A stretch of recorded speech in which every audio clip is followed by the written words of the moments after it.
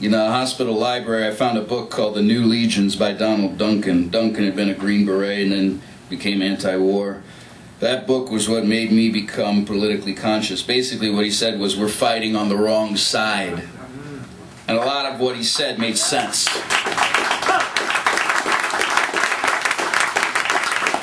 I came to the conclusion that what the people were being told was not what we were doing. We were supposedly helping the people, but the people who liked us were the crooks and the corrupt landowners that were running the government. So what we were doing was fighting against the people. The majority of the people were living in misery and poverty and just wanted to live. Some of them were fighting to get the foreigners out of their country, and they're fighting the French and the Japanese before us. We blow up firecrackers every 4th of July to remember how we wanted to get the British out.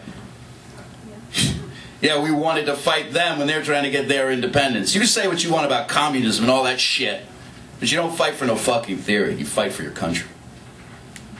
The Vietnam War caused a lot of the conditions that were accepted generation after generation to become no longer what they were in the past.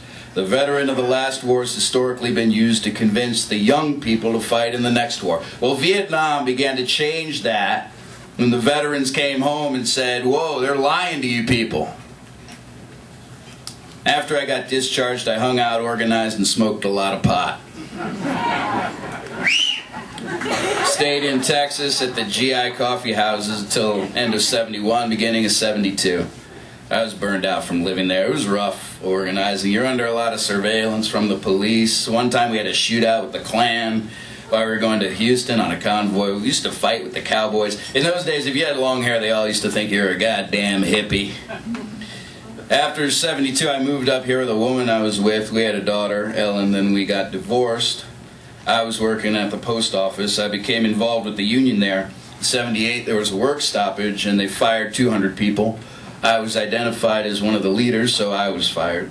I was also involved with Vietnam veterans against the war. One time we seized the Statue of Liberty to protest veterans' benefits cuts.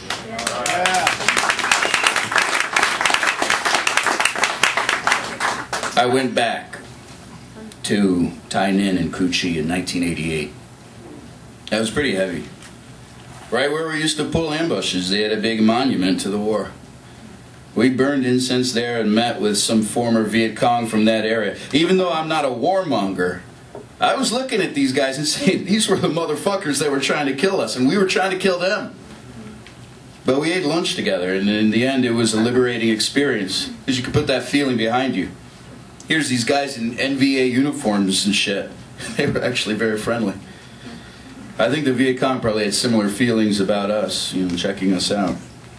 In 1980, I started working for Port Authority, first as a toll collector and then field side operations at the airports.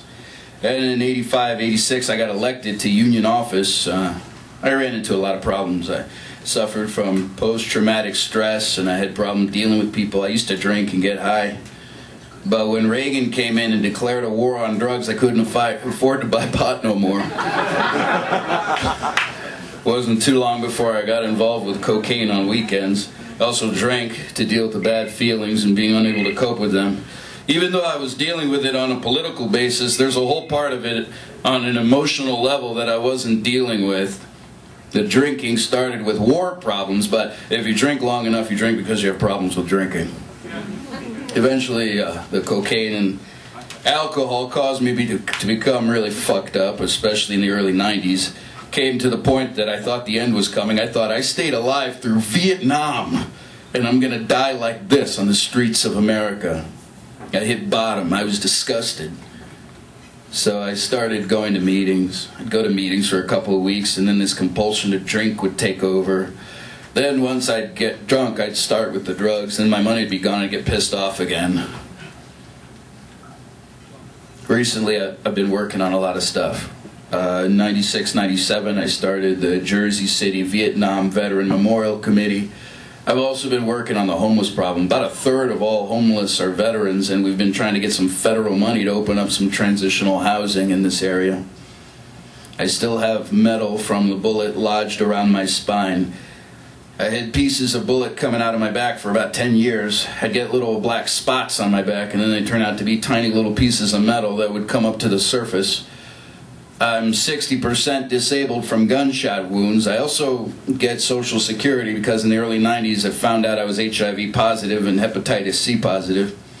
Take medication and the virus is undetectable. Still, medicine lowers my energy levels, so it's hard to work full time.